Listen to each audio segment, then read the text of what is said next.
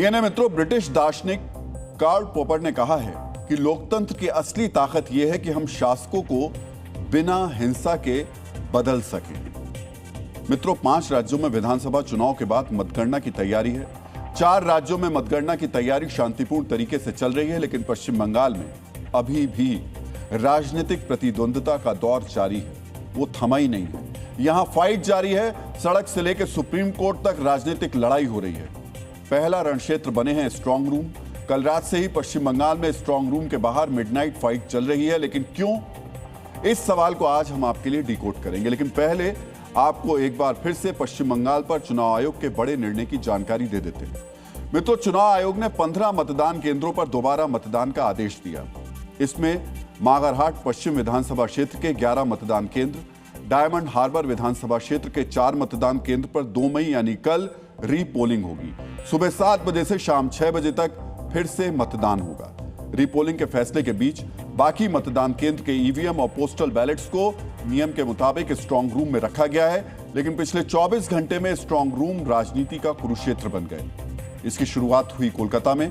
TMC नेताओं ने EVM से छेड़छाड़ का आरोप लगाया और खुदीराम अनुशीलन केंद्र के बाहर धरने पर बैठ गए। ईवीएम को लेकर यह राजनीतिक लड़ाई यहीं नहीं थमी। मुख्यमंत्री ममता बनर्जी रात में भवानीपुर के स्ट्रांग रूम पहुंची।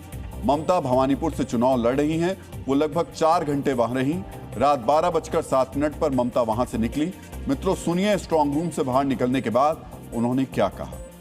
आप लोगों को जानकारी है कि नेताजी इंडोर में सीसीटीवी पे हम पाए गए और बहुत सारे जगह में कि उधर में मैनिपुलेशन हो रहा है और बाहर का आदमी आके वो खुल रहा है, देख रहा है, पोस्टल बैलेट को इधर उधर कर रहे हैं। अगर ऐसा ईवीएम मशीन को लूट करने के लिए, अगर काउंटिंग लूट करने के लिए कोई कोशिश करे तो हम जिंदगी मौत एक घंटा में लड़ेंगे।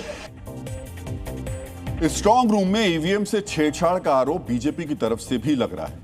आज कठवा में बीजेपी उम्मीदवार ने स्ट्रांग रूम की सुरक्षा में चूक का आरोप लगाया, यानी एक ही आरोप दोनों तरफ से लगाए जा रहे हैं। अब सवाल यह है कि जब मतगणना में 60 घंटे से भी कम का समय बचा है, तब यह लड़ाई क्यों हो रही है? जब 4 चुनावी राज्यों में शांति है तो बंगाल में रात भर हंगामा क्यों हुआ? मित्रों, नोबेल पुरस्कार से सम्मानित अमेरिकी अर्थशास्त्री जोसेफ स्टिग्लिट्ज ने कहा है कि जब चुनावी प्रक्रिया पर भरोसा कमजोर होता है तो लोकतांत्रिक संस्थाएं भी कमजोर हो जाती हैं। मतगणना चुनावी प्रक्रिया का अंतिम चरण है। सीएम ममता बनर्जी कह रही हैं कि कोई गड़बड़ी हुई तो हम इसके खिलाफ लड़ेंगे, जान की बाजी लगा देंगे। सोचिए, मतदान हो चुका है, अब मतगणना के लिए जान की बाजी लगाने का ऐलान हो रहा है। स्ट्रांग रूम के बाहर धरना हो रहा है। ऐसा क्यों हो रहा है? इसका राजनीतिक अर्थ क्या है? इन सभी सवालों पर हम एक एक करके चर्चा करेंगे, लेकिन पहले समझते हैं कि स्ट्रांग रूम क्या होता है, उसकी सुरक्षा कैसे होती है और क्या स्ट्रांग रूम में ईवीएम से हेरा फेरी हो सकती है? क्या यह संभव है? डीएनए मित्रों, बहुत सरल भाषा में समझते हैं। स्ट्रांग रूम अत्यधिक सुरक्षित सील्ड कमरा होता है। यहां मतदान के बाद ईवीएम और वीवीपैट मशीनों को रखा जाता है। इसमें मतदान में इस्तेमाल ईवीएम, इस्तेमाल नहीं हुई ईवीएम और चुनाव से जुड़े दस्तावेज रखे जाते हैं। ईवीएम के साथ ही पोस्टल बैलेट्स भी स्ट्रांग रूम में ही रखे जाते हैं। मतगणना तक सभी ईवीएम यहीं रखी जाती हैं। समझ सकते हैं चुनाव प्रक्रिया में स्ट्रांग रूम कितना महत्वपूर्ण है। इसीलिए स्ट्रांग रूम को सुरक्षित रखने और किसी भी गड़बड़ी को रोकने के लिए एक प्रोटोकॉल अपनाया जाता है। इसे भी समझ लीजिए। स्ट्रांग रूम में ईवीएम रखने के बाद डबल लॉक लगाया जाता है। इसकी एक चाबी रिटर्निंग ऑफिसर के पास होती है, दूसरी चाबी असिस्टेंट रिटर्निंग ऑफिसर के पास होती है। राजनीतिक दलों के प्रतिनिधि और ऑब्जर्वर की मौजूदगी में स्ट्रांग रूम को सील किया जाता है। उम्मीदवारों या उनके एजेंट्स की मौजूदगी में पूरी कार्रवाई की वीडियोग्राफी होती है। मतगणना से पहले तक उम्मीदवार अपने प्रतिनिधियों को स्ट्रांग रूम के बाहर रख सकते हैं। बिना चुनाव आयोग के अथॉरिटी लेटर के कोई स्ट्रांग रूम में घुस नहीं सकता है। यहां आने वाले हर व्यक्ति का रिकॉर्ड रखा जाता है। मतगणना के दिन रिटर्निंग ऑफिसर, ऑब्जर्वर, उम्मीदवारों के एजेंट्स की मौजूदगी में स्ट्रांग रूम को खोला जाता है, यानी पूरी प्रक्रिया में पारदर्शिता बनी रहे, इसलिए सभी स्टेक होल्डर्स को शामिल किया जाता है। वीडियोग्राफी कराई जाती है ताकि किसी भी शिकायत का निवारण साक्ष्यों के साथ किया जा सके। मित्रों, स्ट्रांग रूम की सुरक्षा का भी एक प्रोटोकॉल होता है, इसे भी समझ लेते हैं। स्ट्रांग रूम की सुरक्षा में 3 लेयर सिक्योरिटी तैनात होती है। इनर लेयर में केंद्रीय अर्धसैनिक बलों के जवान तैनात होते हैं। आमतौर पर 30 से 50 जवानों की तैनाती इनर लेयर में होती है। ये जवान स्ट्रांग रूम के ठीक बाहर और आसपास तैनात होते हैं।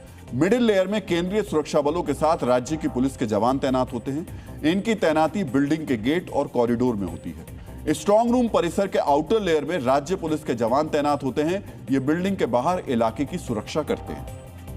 मतदाता का फैसला सुरक्षित रहे, उसके फैसले में धांधली वाली मिलावट ना हो, इसके लिए पूरे प्रोटोकॉल फॉलो किए जाते हैं। ज्यादा संवेदनशील जगहों पर तो 4 लेयर की सिक्योरिटी होती है। सोचिए, फिर भी ईवीएम में धांधली के आरोप लग रहे हैं। मित्रों, आज ग्राउंड पर मौजूद हमारे संवाददाताओं ने पश्चिम बंगाल में स्ट्रांग रूम की सुरक्षा का रियलिटी चेक किया, जिसे आज आपको बहुत ही ध्यान से देखना चाहिए।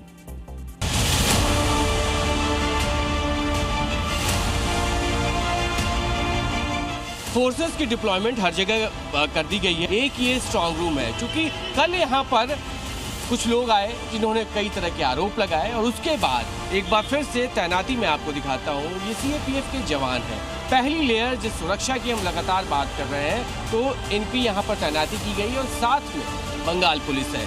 ये देखिए, ये गाड़ियाँ, बख्तरबंद गाड़ियाँ पहुँचनी शुरू हो चुकी हैं। कल जिस तरीके से यहाँ पे हंगामा हुआ, आरोप लगाए गए और उसके बाद अब ये देखिए, कहीं से भी किसी तरह की कोताही, लापरवाही या गुंजाइश उन लोगों के लिए नहीं है जो इलाके में आएंगे, माहौल खराब कर देंगे और किसी तरीके का आरोप लगा देंगे।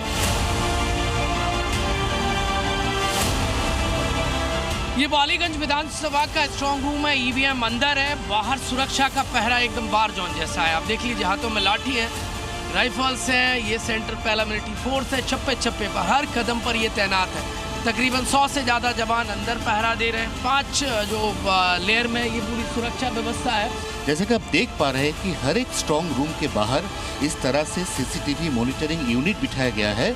अभी हम जहां पे खड़े हैं, विधान नगर क्षेत्र, विधान नगर में 3 जो विधानसभा क्षेत्र है उसका स्ट्रांग रूम आप देख पा रहे हैं किस तरह से यहाँ पे बाहर से अंदर तक पूरा का पूरा सीसीटीवी के दायरे में है। स्ट्रांग रूम की सिर्फ 3 या 4 लेयर सुरक्षा ही नहीं होती, 24 घंटे सीसीटीवी से निगरानी होती है। स्ट्रांग रूम के दरवाजे और गलियारों पर हर सेकंड सीसीटीवी कैमरों की नजर रहती है। पारदर्शिता के लिए सीसीटीवी कैमरास की फुटेज राजनीतिक दलों के साथ शेयर की जाती है। इतना ही नहीं, स्ट्रांग रूम के बाहर स्क्रीन पर यह फुटेज दिखाई भी दी जाती है। वहां मौजूद राजनीतिक दल के कार्यकर्ता हर सेकंड ये फुटेज देख सकते हैं। मित्रों, जर्मन मूल की अमेरिकी दार्शनिक हन्ना अरेंट ने कहा कि राजनीतिक झूठ और भ्रम चुनावी प्रक्रियाओं को कमजोर कर सकते हैं और जनता के विश्वास को तोड़ सकते हैं। चाक चौबंद सुरक्षा है, सीसीटीवी से निगरानी हो रही है। टीएमसी प्रत्याशियों के एजेंट्स भी स्ट्रांग रूम के बाहर मौजूद हैं। फिर स्ट्रांग रूम में गड़बड़ी का आरोप क्यों लग रहा है? क्या यह गड़बड़ी वाली शिकायत किसी भ्रम की वजह से है? मित्रों, दरअसल कोलकाता के खुदीराम अनुशीलन केंद्र का एक सीसीटीवी वीडियो टीएमसी नेताओं ने जारी किया। टीएमसी ने आरोप लगाया कि यहां बैलेट बॉक्स और ईवीएम ने छेड़छाड़ हो रही है। चुनाव आयोग ने इस पर सफाई दी। आयोग ने कहा कि चुनावी प्रक्रिया के तहत मतगणना के लिए पोस्टल बैलेट को अलग किया जा रहा था। इसकी जानकारी उम्मीदवारों को पहले ही दे दी गई थी। इसके बाद भी टीएमसी नेताओं ने हंगामा किया, धरना दिया, सवाल उठाए। खुदीराम अनुशीलन केंद्र की सुरक्षा पर सवाल खड़े हो गए। चुनाव आयोग ने आज इस पर कोलकाता पुलिस से रिपोर्ट मांगी। पूछा, पुलिस की मौजूदगी के बावजूद बड़ी संख्या में लोग अंदर कैसे पहुंचे? कोलकाता के सभी 7 स्ट्रांग रूम के बाहर सुरक्षा और बढ़ा दी गई है। स्ट्रांग रूम के 200 मीटर के दायरे में आम लोगों के प्रवेश पर अब रोक लगा दी गई है। अब आप जी न्यूज संवाददाता पियाली मित्रा की ये रिपोर्ट देखिए। इस वक्त हम उसी स्ट्रांग रूम के बाहर है, खुदीराम अनुशीलन केंद्र, जहां पे 7 विधानसभा केंद्र के जो स्ट्रांग रूम है, जहां पे कल रात को झड़प हुआ था। आपको पहले तस्वीरें दिखा दे कि जो सीएपीएफ की भारी तादाद में यहाँ पे तैनात हुआ है और इसके साथ साथ 12 फीट से भी ऊंचा जो गार्ड वॉल है वो यहाँ पे लगा दिया गया है, ताकि किसी भी तरह से अनऑथराइज कोई लोग इसके अंदर ना जा सके। और इसके साथ साथ पुलिस की तरफ से बीएनएसएस की 163 वो भी लागू कर दिया गया है, ताकि 200 मीटर के अंदर 5 जन से भी ज़्यादा लोग यहाँ पे ना पहुँच सके। मित्रों, पश्चिम बंगाल में हर विधानसभा क्षेत्र के लिए एक यानी कुल 294 स्ट्रांग रूम हैं। समझिए, 294 जगहों पर नहीं है। कई बार एक ही काउंटिंग सेंटर पर कई विधानसभा सीटों की मतगणना होती है, इसलिए एक ही काउंटिंग सेंटर पर कई स्ट्रांग रूम बनाए जाते हैं। केंद्रीय अर्धसैनिक बलों की 200 कंपनियां यानी 20,000 से ज्यादा जवान इनकी सुरक्षा के लिए तैनात हैं। इसके साथ ही बंगाल पुलिस के करीब 8,000 से ज्यादा जवान भी तैनात हैं। समझिए हर स्ट्रांग रूम के बाहर करीब 100 सुरक्षा कर्मी तैनात हैं। फिर सवाल यह कि इतनी कड़ी सुरक्षा के बीच जब सभी प्रोटोकॉल का पालन हो रहा है तब क्यों ईवीएम में धांधली के आरोप लगाए जा रहे हैं? स्ट्रांग रूम के बाहर धरना क्यों हो रहा है? पूरी प्रक्रिया पर सवाल क्यों खड़े किए जा रहे हैं? मित्रों, अमेरिकी राजनीतिक कार्यकर्ता और लेखक नोम चॉम्स्की ने कहा है कि लोकतंत्र तभी सार्थक है जब जनता की भागीदारी वास्तविक हो और प्रक्रिया पारदर्शी हो। पश्चिम बंगाल में जनता की भागीदारी तो वास्तविक रही। वोटर ने 93% का रिकॉर्ड मतदान कर अपनी भागीदारी पर मोहर लगा दी है। लेकिन स्ट्रांग रूम के बाहर धरना देकर या ईवीएम में गड़बड़ी का आरोप लगाकर नेता चुनावी प्रक्रिया की पारदर्शिता पर सवाल उठा रहे हैं। ऐसा दोनों तरफ से हो रहा है। पहले टीएमसी की बात कर लेते हैं। क्या रिकॉर्ड मतदान के बाद टीएमसी में घबराहट है, जैसा आरोप बीजेपी लगा रही है? मित्रों समझिए, साल 2011 में पश्चिम बंगाल में रिकॉर्ड 85% मतदान हुआ था। इस रिकॉर्ड मतदान ने पश्चिम बंगाल में 34 साल पुरानी लेफ्ट फ्रंट की सरकार को बदल दिया। तब तृणमूल कांग्रेस को बहुमत मिला और ममता बनर्जी सीएम बनी। 2026 में भी पश्चिम बंगाल में रिकॉर्ड 93% मतदान हुआ।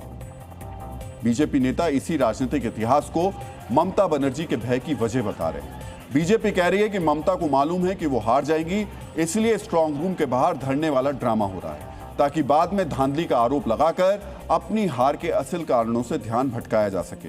पहले आप बीजेपी के नेताओं को सुन लीजिए। जो ड्रामाबाजी काल रात 8 बजे कर 1 बजे तक, ममता बनर्जी तो अपने इलेक्शन एजेंट के ऊपर भी ट्रस्ट नहीं है। अचानक वहाँ वैश्वर चटर्जी को चेंज करके एक काउंसिलर असीम बोस को एजेंट बनाना पड़ा। सब मिला के ममता बनर्जी सी इज लूजिंग हर ग्राउंड। ममता जी हर हजम नहीं कर पा रही। 4 मई दीदी गई, ये सपने में भी सोच नहीं सकते। उसका जो भावनाओं है उसको डरा रहे। इसी का कारण ममता जी ये नाटक लेकर सामने आया और पश्चिम बंगाल की जनता भाली भांति ये नाटक से अधीर है। मित्रों, बीजेपी नेताओं के दावों के बीच हम आपके साथ एक एक्स्ट्रा जानकारी भी शेयर कर देते हैं। वर्ष 1977 में जब पश्चिम बंगाल में लेफ्ट फ्रंट ने कांग्रेस को हराकर सरकार बनाई थी, तब करीब 56% मतदान हुआ था। ये साल 1972 के विधानसभा चुनाव में हुए 61% मतदान से कम था। यानी रिकॉर्ड मतदान से पश्चिम बंगाल में सत्ता बदलती है, इसे 100% सही नहीं कहा जा सकता है। 1977 में कम मतदान से सत्ता बदल गई और 2011 में रिकॉर्ड मतदान से सत्ता परिवर्तन हो गया। मित्रों, प्रसिद्ध लेखक जॉर्ज ऑरवेल ने कहा है कि राजनीतिक भाषा का उद्देश्य झूठ को सच जैसा दिखाना और हत्या को सम्मानजनक बनाना होता है। पश्चिम बंगाल में राजनीतिक भाषा यही काम कर रही है, क्योंकि ईवीएम में धांधली का आरोप तो बीजेपी भी लगा रही है।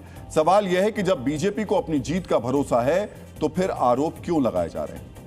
मित्रों, इन आरोपों के पीछे आज टीएमसी ने सुप्रीम कोर्ट में एक याचिका भी दायर की।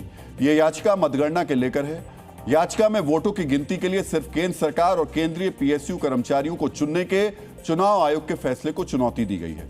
टीएमसी ने राज्य सरकार और राज्य पीएसयू के कर्मचारियों को वोटों की गिनती में शामिल क्यों नहीं किया गया? टीएमसी ने पहले यह याचिका कलकत्ता हाईकोर्ट में दाखिल की। हाईकोर्ट ने याचिका खारिज कर दी। हाईकोर्ट ने कहा यह चुनाव आयोग का अधिकार है कि वोटों की गिनती के लिए किसे सुपरवाइजर और असिस्टेंट बनाए। इसी फैसले को सुप्रीम कोर्ट में अब चुनौती दी गई। टीएमसी की याचिका पर कल 2 जजों की स्पेशल बेंच इस मामले पर सुनवाई करेगी। समझिए, मतगणना से पहले स्ट्रांग रूम की सुरक्षा से लेकर मतगणना प्रक्रिया तक हर प्रोसेस पर सवाल उठाए जा रहे हैं। इन सवालों के बीच सच यह है कि स्ट्रांग रूम के बाहर कड़ी सुरक्षा है, राजनीतिक आरोप अपनी जगह हैं। चुनाव आयोग ने निष्पक्ष मतगणना कराने का पूरा इंतजाम किया है, लेकिन पश्चिम बंगाल में सवाल सिर्फ मतगणना की प्रक्रिया पर ही नहीं है। एक और गंभीर सवाल है और यह सवाल हिंसक है। सवाल है चुनाव के बाद पश्चिम बंगाल में होने वाली हिंसा को रोकने का। चुनाव के बाद होने वाली हिंसा को रोकने के लिए क्या इंतजाम किए गए, हम आपको बताएंगे। लेकिन पहले आपको बताते हैं कि पश्चिम बंगाल में अभी हो क्या रहा है। दक्षिण 24 परगना के हासिम नगर में बीजेपी कार्यकर्ता पर हमला हुआ। आरोप टीएमसी पर लगा। आज नाराज बीजेपी कार्यकर्ताओं ने NH 117 पर जाम लगा दिया। पश्चिम बंगाल में अभी केंद्रीय अर्धसैनिक बल तैनात हैं, फिर भी हिंसा हो रही है। पिछले 24 घंटे में हिंसा की कई घटनाएं हुई। ध्यान से सुनिएगा। मुर्शिदाबाद के नौदापाड़ा में सीपीएम उम्मीदवार के पोलिंग एजेंट पर हमला हुआ। पश्चिम मिदनापुर के जलीमंडी में बीजेपी नेता दिव्येंदु रॉय पर हमला हुआ। रात को घर लौटते समय दिव्येंदु पर लाठी डंडों से अटैक किया गया। खून से लथपथ बीजेपी नेता का अस्पताल में इलाज चल रहा है। हमले का आरोप टीएमसी कार्यकर्ताओं पर लगा। मालदा के रतुआ में मंडल अध्यक्ष पर हमला हुआ। यहां भी आरोप टीएमसी कार्यकर्ताओं पर ही लगा है। मित्रों, ये बहुत गंभीर विषय है। जानते हैं क्यों? क्योंकि 2021 में चुनाव परिणाम आने के बाद करीब 50 दिन तक राजनीतिक हिंसा होती रही थी पश्चिम बंगाल में। इस दौरान राष्ट्रीय मानवाधिकार आयोग को हिंसा की 1900 से अधिक शिकायतें मिली थी। मित्रों, पहली बार बिना बम बारूद, बिना किसी के जान गए हुए मतदान के बाद अब सुरक्षा बलों के सामने बड़ी चुनौती यही है। आशंका है कि चुनाव नतीजों के बाद हिंसा और बढ़ सकती है। इसे कंट्रोल करने के लिए चुनाव आयोग के निर्देश पर केंद्रीय अर्धसैनिक बलों की 700 कंपनियां बंगाल में अब भी तैनात हैं। इनमें से 500 कंपनियों की जिम्मेदारी चुनाव के बाद होने वाली हिंसा को कंट्रोल करने की है। केंद्रीय अर्धसैनिक बल बुलेट प्रूफ और आर्म्ड वाहनों के साथ गश्त कर रहे हैं। स्थानीय थानों के साथ मिलकर बाइक पेट्रोलिंग की जा रही है।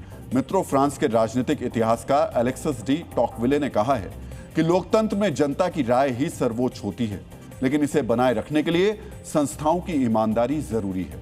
चुनाव आयोग और केंद्रीय अर्धसैनिक बल लोकतंत्र की इसी आत्मा को पवित्र रखने का अपना कर्तव्य निभा रहे हैं।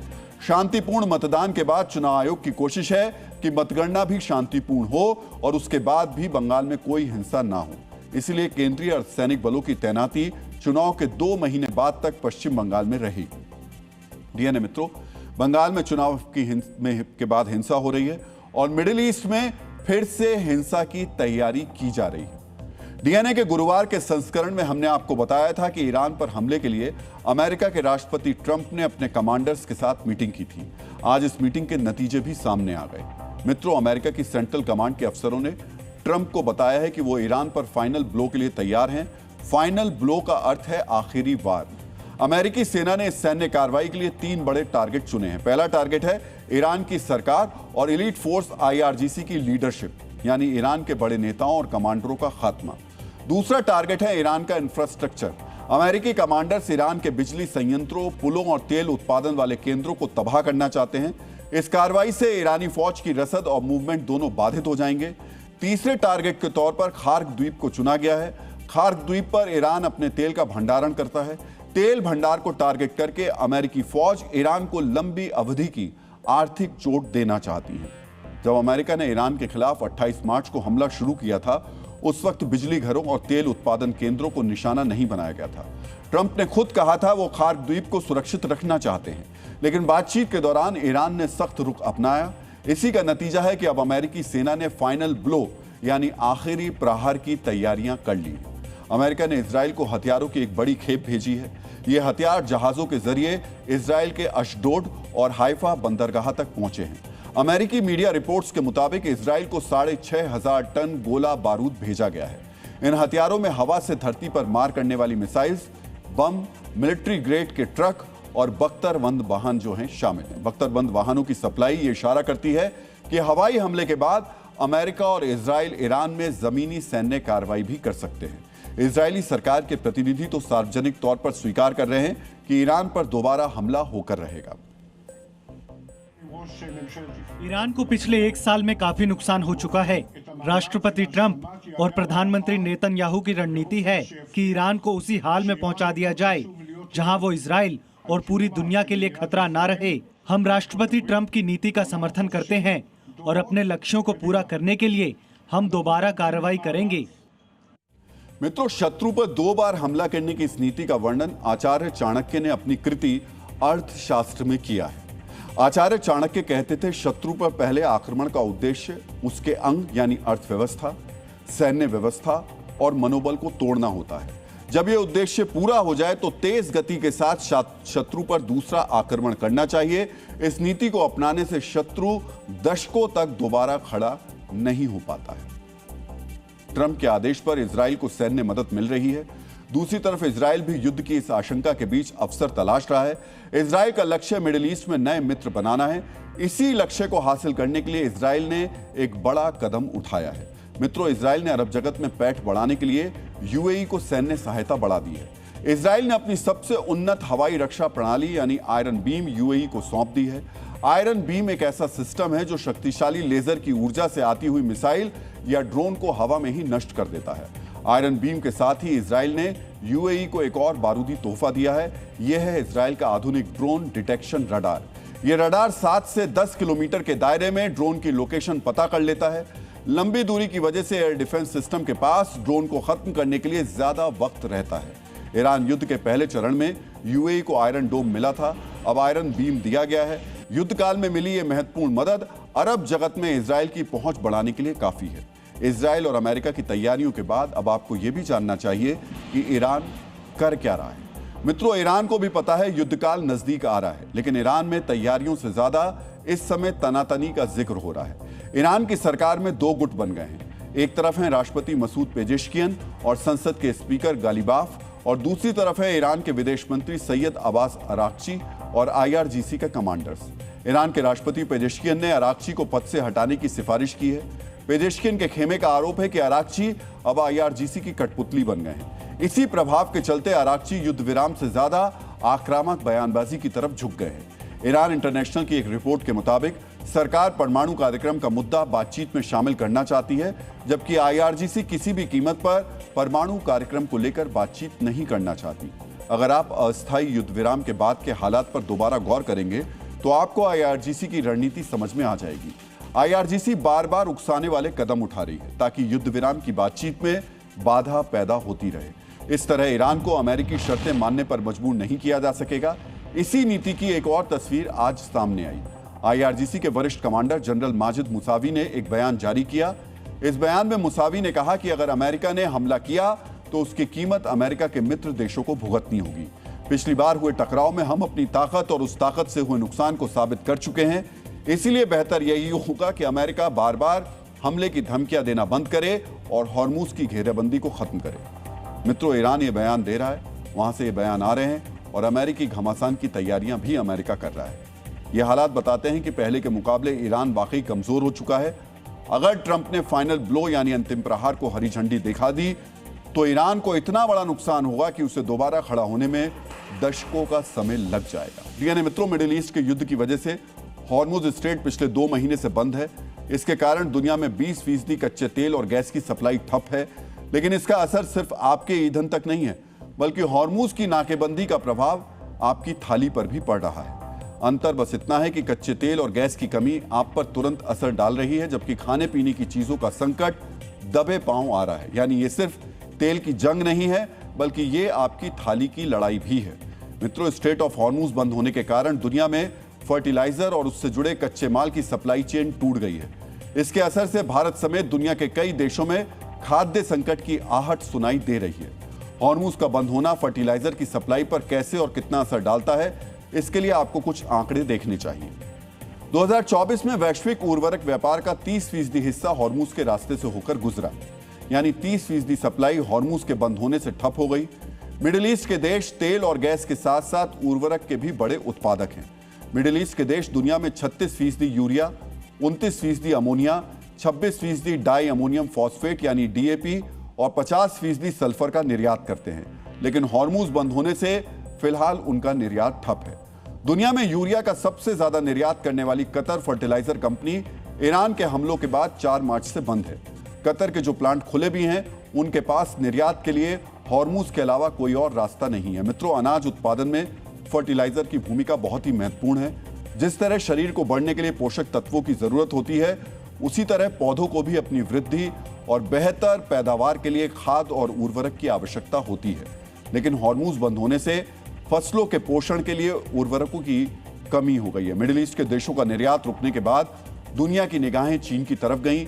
चीन सबसे बड़ा उर्वरक उत्पादक देश है, लेकिन चीन ने हमेशा की तरह धोखा देने का काम किया है। उसने युद्ध शुरू होते ही फर्टिलाइजर निर्यात के लिए अपने दरवाजे बंद कर दिए। यानी एक तरफ मिडिल ईस्ट की सप्लाई बंद हुई तो दूसरी तरफ चीन ने अपने स्वभाव के मुताबिक संकट बढ़ाने का काम किया।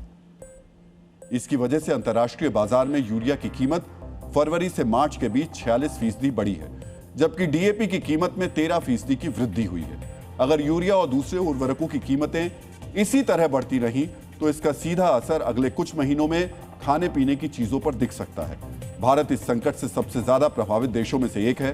भारत दुनिया का दूसरा सबसे बड़ा फर्टिलाइजर खपत करने वाला देश है और इसके लिए वो आयात पर काफी निर्भर है। भारत के आयात का लगभग 1/4 हिस्सा सऊदी अरब, ओमान, कतर और यूएई जैसे देशों से आता है। वहीं भारत लगभग 10% फर्टिलाइजर चीन से आयात करता है, यानी भारत का लगभग 35% फर्टिलाइजर आयात प्रभावित हुआ है। यूरिया के घरेलू उत्पादन के लिए एलएनजी की जरूरत होती है, लेकिन युद्ध के कारण गैस की सप्लाई ठप होने से घरेलू प्लांट की क्षमता भी प्रभावित हुई है, यानी फर्टिलाइजर पर दोहरी मार है। एक तरफ हॉर्मुज की नाकेबंदी के कारण सप्लाई पर असर पड़ा है और दूसरी तरफ गैस की कमी के कारण घरेलू उत्पादन भी प्रभावित हुआ है।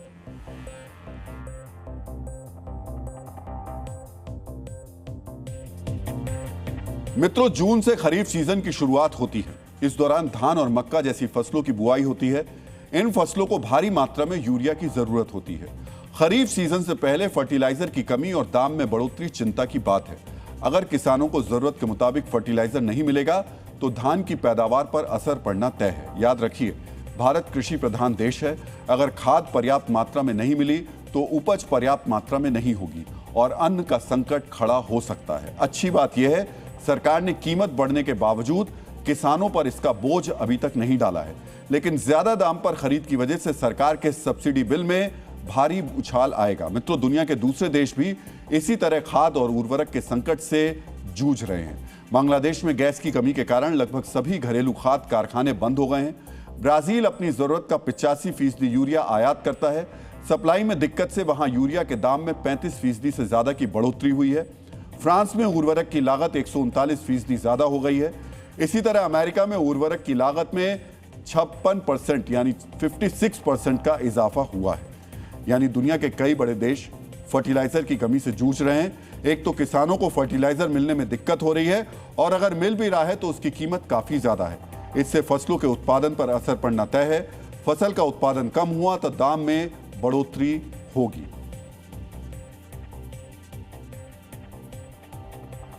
मित्रों, हरित क्रांति के जनक नॉर्मन बोरलॉग ने कहा था, सामाजिक न्याय का पहला आवश्यक घटक सभी मनुष्यों के लिए पर्याप्त भोजन है। भोजन इस दुनिया में जन्म लेने वाले हर व्यक्ति का नैतिक अधिकार है, लेकिन हॉर्मुज की नाकेबंदी और मिडिल ईस्ट के युद्ध ने दुनिया में भोजन के अधिकार को चुनौतीपूर्ण बना दिया है। विश्व व्यापार संगठन के मुताबिक फर्टिलाइजर आज सबसे बड़ी चिंता का विषय है।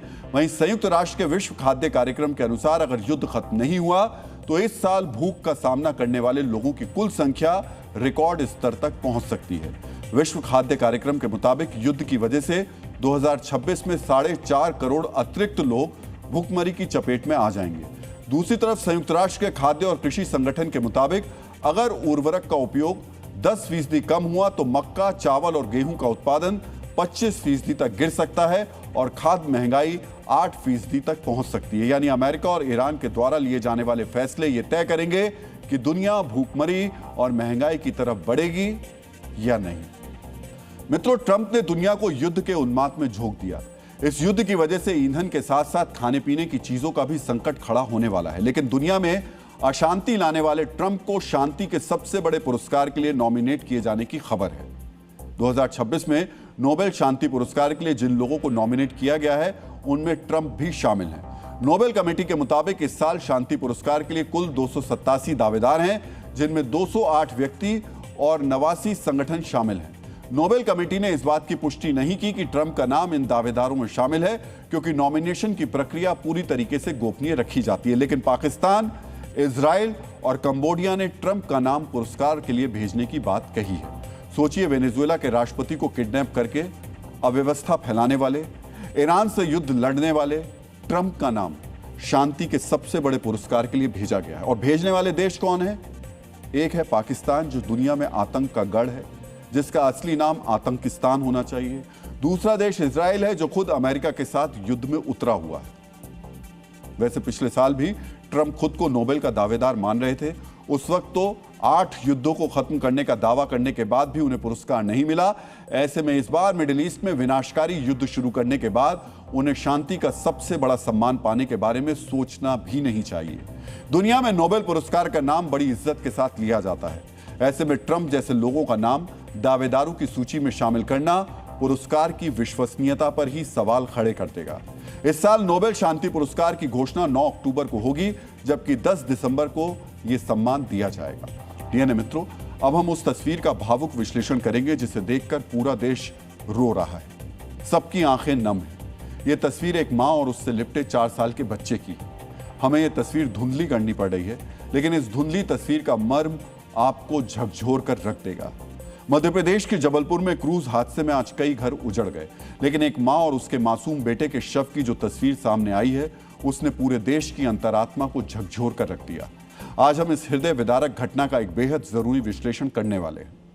डीएनए मित्रों, कल्पना कीजिए उस पल की जब चारों तरफ पानी भर रहा होगा, मौत सामने खड़ी होगी, चीख पुकार मची होगी, लोग अपनी जान बचाने के लिए लाइफ जैकेट ढूंढ रहे होंगे, लेकिन उस खौफनाक मंजर के बीच एक मां ने क्या किया होगा। मित्रों, मां की ममता कितनी बड़ी होती है, इसका पता तब चला जब रेस्क्यू टीम ने नर्मदा की गहराई से शवों को बाहर निकाला।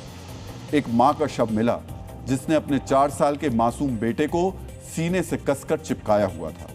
मित्रों, यह देखकर वहां मौजूद गोताखोरों और पुलिस वालों को भी फूट फूट कर वो रो पड़े। इस दृश्य को देखकर वहां मौजूद लोगों की क्या स्थिति थी, आपको भी ये देखना चाहिए।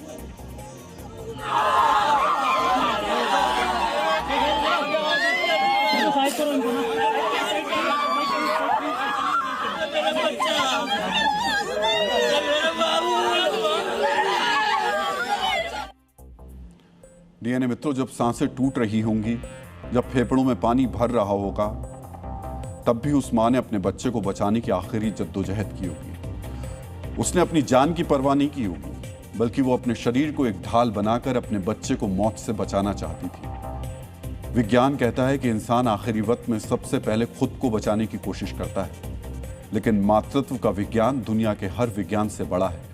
मां ने लाइफ जैकेट पहन रखी थी, लेकिन वो अपने बच्चे को डूबने के लिए कैसे छोड़ देती। वो आखिरी दम तक कोशिश करती रही, लेकिन हर कोशिश नाकाम साबित हुई।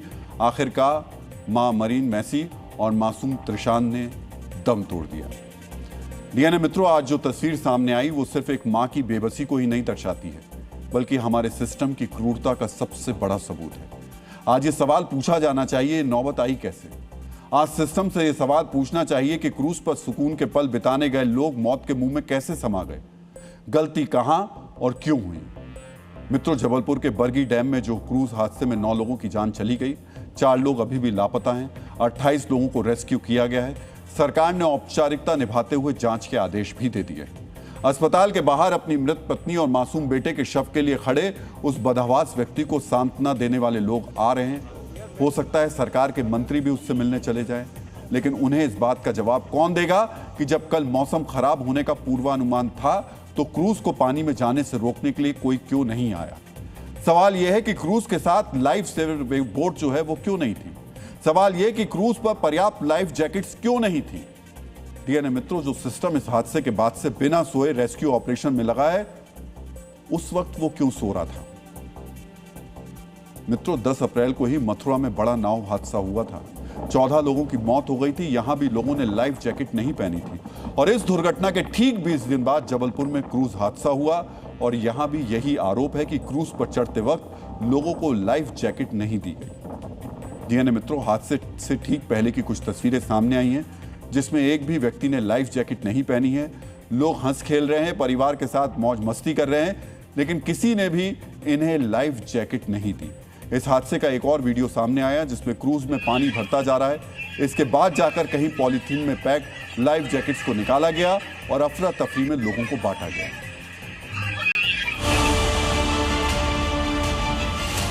लाइफ जैकेट नहीं देते ना, उनको पहना के बैठाना चाहिए जब ऐसे पानी वाली जगह में लेके जा रहे हैं। और ना ही ऐसी जगह रखी गई थी कि वो जल्दी से ले लें। खुद पहनी, हम 3 लोग थे जिन्होंने आपस में जाके नीचे से निकाल कर लाए और सबको बांटा है। इनकी तरफ से स्टाफ कोई नहीं था कि जो जैकेट दे या कोई दे। कि कई लोगों को लाइफ जैकेट जो है नहीं दी गई, तो यहाँ अक्सर ऐसा रहता है। ये लापरवाही है। हाँ? ये लापरवाही, मैंने भी 2-3 बार सफर किया हूँ यहाँ पे। हाँ? ये सब कोई व्यवस्था नहीं रहती यहाँ पे। नहीं रहती? नहीं। आप भी पास तो अभी उसकी वीडियो भी रखी, मैं भी गया हूँ, फ्री गया हूँ ऐसे। हाँ? कोई जैकेट नहीं मिलती ना कुछ मिलता। आंधी तूफान आने वाला है, उसका मापक यंत्र नहीं आनी है। इतने बड़े डैम पे अगर मापक यंत्र नहीं है आंधी तूफान को देखने का, तो मैं तो समझता हूँ कि ये बड़ी आज एक घटना घटी है, इससे बड़ी दुर्घटना भी हो सकती है। डीएनए मित्रों, आपने भी देखा कि इस तरह हादसों के बाद कुछ दिनों तक सिस्टम सुपर एक्टिव रहता है, राजनीति भी होने लगती है, जांच कमेटियां बना दी जाती हैं, लेकिन फिर लापरवाही की वही कहानी शुरू हो जाती है। लेकिन डीएनए में हम सोए हुए सिस्टम को जगाने के लिए जबलपुर हादसे के ठीक एक दिन बाद एक रियलिटी चेक करने पहुंचे। डीएनए मित्रों, इस रियलिटी चेक को एक बार देख लीजिए। मध्य प्रदेश के जबलपुर में हुए क्रूज हादसे के बाद अब बनारस में हम पहुंचे हैं और बनारस की क्या स्थिति है वो दिखाने के लिए आपको विवेकानंदा क्रूज के पास लेकर आए हैं। और ये क्रूज अब गंगा आरती के लिए चलने को बिल्कुल तैयार है। आप देखिए कि लगभग 100 से ज्यादा लोग इस क्रूज पर सवार नजर आते हैं। अगर लाइफ जैकेट की बात करें तो लाइफ जैकेट यहाँ पर अभी फिलहाल नहीं है। लाइफ जैकेट नहीं मिली है हम लोगों को। आई डोंट नो कि लाइफ जैकेट दोगे या नहीं दोगे, बट उन्होंने बोला don't worry, everything will be fine. अब जो लोग कह रहे हैं कि लाइफ जैकेट हमें नहीं दी, एक दिन पहले ही तो देखा है आपने हादसा होते हुए। आप लोगों को मांग लेनी चाहिए। हम बार बार कहते हैं क्यों हर चीज के लिए सरकार सिस्टम पर ही रहना चाहिए। देखा ना आपने उस माँ की तस्वीर को, देखिए कैसे बच्चे को चिपकाए हुए थे। इन महिलाओं के साथ भी छोटे छोटे बच्चे हैं और बड़े मुस्कुरा के कह दे रहे हैं कि हमें लाइफ जैकेट नहीं दी थी। मांगी क्यों नहीं आप लोगों ने? डीएनए मित्रों, हम इस तरीके की लापरवाही को लगातार दिखाते रहेंगे, सोते हुए सिस्टम को जगाते रहेंगे, आपको भी जगाएंगे। सिस्टम तो सो रहा है। जिन लोगों को जो उस क्रूज पे, जो उस नाव में चढ़ रहे हैं, उनको भी कहना चाहिए कि हमारी जीवन का सवाल है, हमारे बच्चों की जिंदगी का सवाल है, लाइफ जैकेट पहले दीजिए। लेकिन एक सच ये भी है कि जब तक आम जनता सवाल नहीं पूछेगी, जब तक सिस्टम की आंखें नहीं खुलेंगी, जरूरत इस बात की है कि अगर आप कभी ऐसे नाव या क्रूज पर जाएं तो खुद लाइफ जैकेट की मांग कीजिए। अगर कहीं ऐसी लापरवाही दिख रही है तो सवाल पूछिए। कहीं नाव में ओवरलोडिंग हो रही है तो आवाज उठाइए। और जब तक आप ऐसा नहीं करेंगे तब तक सिस्टम है, सिस्टम सोता रहेगा। डीएनए मित्रों, अब हम भारत की उस शक्ति का विश्लेषण करेंगे जिसकी गूंज अब पूरी दुनिया में सुनाई दे रही है। यह शक्ति है ब्रह्मोस मिसाइल, वो ब्रह्मोस जिसे दुनिया की सबसे खतरनाक सुपरसोनिक क्रूज मिसाइल माना जाता है। आज ब्रह्मोस की चर्चा की वजह है वियतनाम के राष्ट्रपति तो लाम का भारत दौरा। मित्रों, 5 से 7 मई के बीच होने वाली इस यात्रा के दौरान भारत और वियतनाम के बीच 5,800 करोड़ रुपए की ब्रह्मोस डील फाइनल हो सकती है। अगर यह डील होती है तो फिलीपींस और इंडोनेशिया के बाद वियतनाम तीसरा ऐसा देश होगा जिसके पास भारत की ब्रह्मोस मिसाइल होगी। इस डील के जरिए भारत को 47,000 करोड़ रुपए के डिफेंस एक्सपोर्ट का लक्ष्य हासिल करने में मदद मिलेगी। मित्रों, ब्रह्मोस की यह डील सिर्फ एक कारोबारी डील नहीं है, यह चीन के उस दबदबे को चुनौती है जो वो साउथ चीन सागर में दिखाता रहा है। दरअसल वियतनाम और चीन के बीच कई आइलैंड को लेकर पुराना विवाद है। चीन अक्सर अपनी विशाल नौसेना के दम पर इस इलाके में छोटे देशों को डराने की कोशिश करता है। दक्षिण चीन सागर में अब 3 देश फिलीपींस, इंडोनेशिया और जल्द ही वियतनाम ब्रह्मोस से लैस होंगे। यानी चीन के खिलाफ घेराबंदी की धुरी ब्रह्मोस मिसाइल बनेगी। मित्रों, आगे बढ़ने से पहले हम आपको ब्रह्मोस से जुड़ी एक बेहद दिलचस्प जानकारी दे देते हैं। क्या आप जानते हैं कि ब्रह्मोस मिसाइल का जन्म कबाड़ से हुआ था? जी हां, सही सुना आपने। सोवियत संघ के विघटन के बाद रूस आर्थिक संकट से जूझ रहा था। इसी वजह से रूस अपने रैमजेट इंजन प्रोजेक्ट की फंडिंग नहीं कर पा रहा था। 1993 में भारत के मिसाइल मैन यानी डॉक्टर एपीजे अब्दुल कलाम रूस दौरे पर गए। इस दौरे पर उन्होंने धूल खाते एक इंजन को देखा। जानकारी मांगने पर पता चला ये एक अधूरा रैमजेट इंजन है। कलाम साहब ने सरकार को मिसाइल प्रोजेक्ट में रूस की आर्थिक मदद करने का प्रस्ताव दिया। सरकार ने यह प्रस्ताव स्वीकार कर लिया। भारत और रूस ने ज्वाइंट वेंचर किया और नतीजा आज आपके सामने है। दुनिया की सबसे शक्तिशाली क्रूज मिसाइल ब्रह्मोस।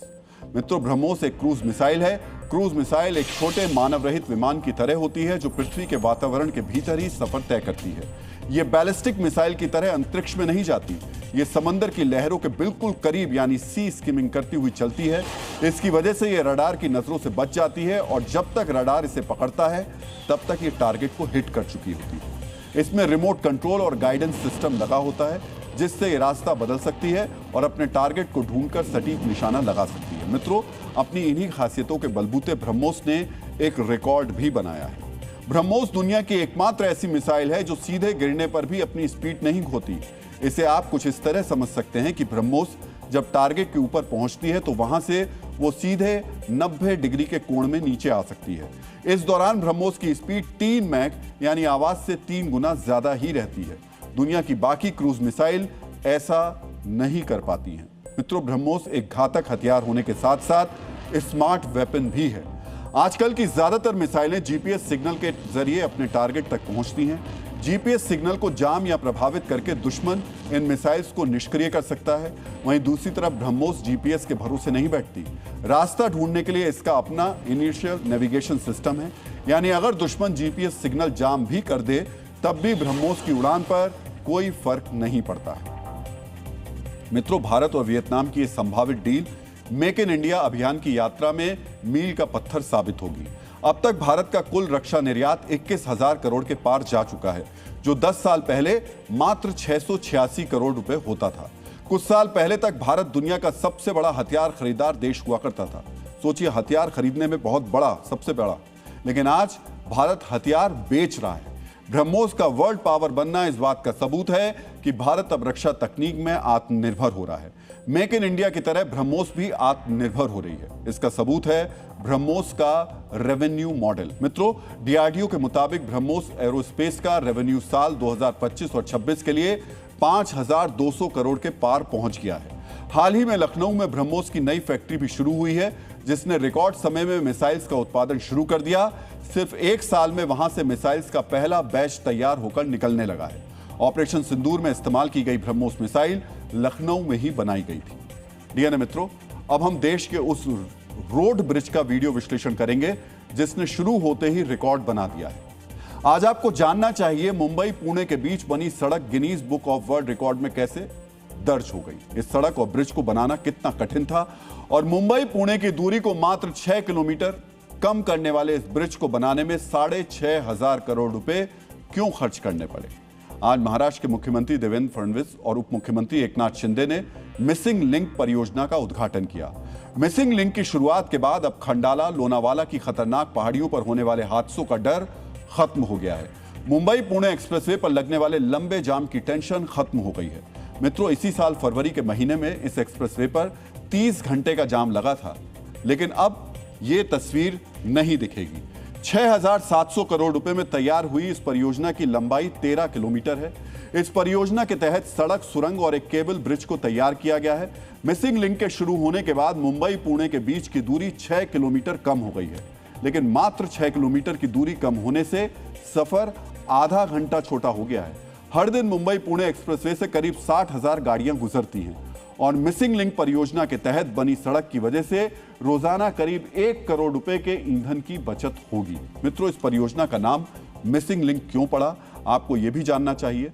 1996 में जब मुंबई पुणे एक्सप्रेसवे बनाने की शुरुआत हुई, तभी पुलों और सुरंगों के जरिए खोपोली और लोनावाला को जोड़ने की सोच हुई थी, लेकिन तकनीक और फंड की कमी की वजह से यह उसका हिस्सा नहीं बन पाई।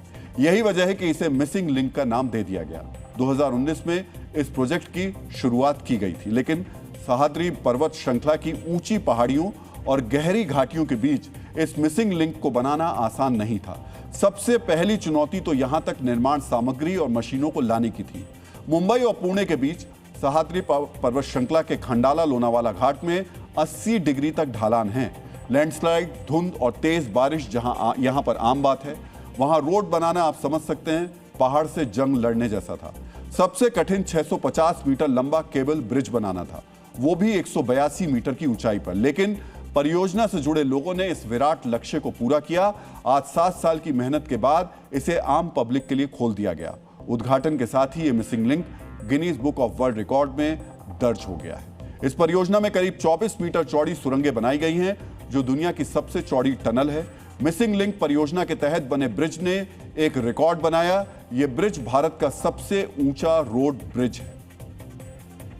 इंजीनियरिंग का नज़ारा है ये, और बहुत बेहतरीन इस जो है केबल स्टेज ब्रिज को बनाया गया, इस वायडक्ट को बनाया गया।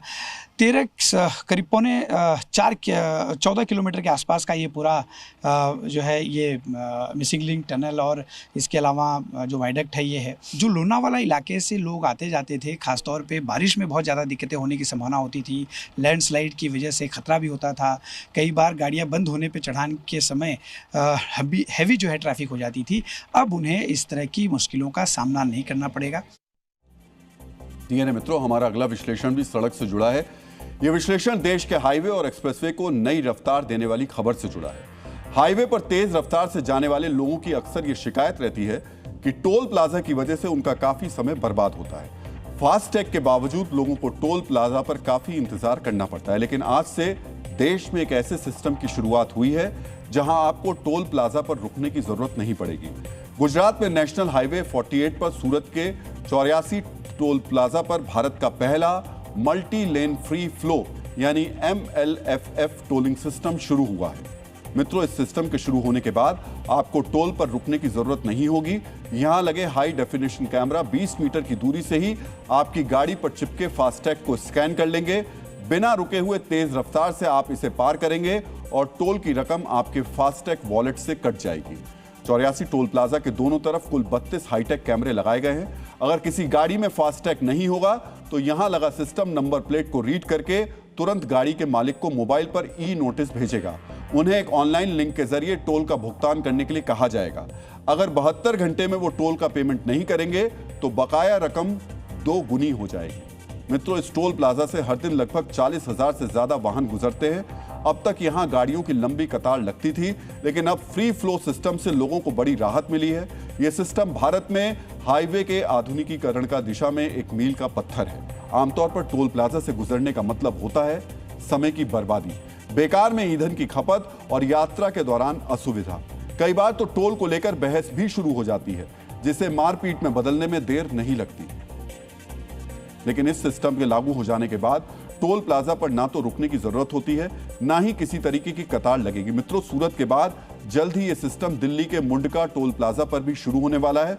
यहां फिलहाल इसकी टेस्टिंग का काम चल रहा है और अगले 2 हफ्ते में इसे शुरू किए जाने की संभावना है।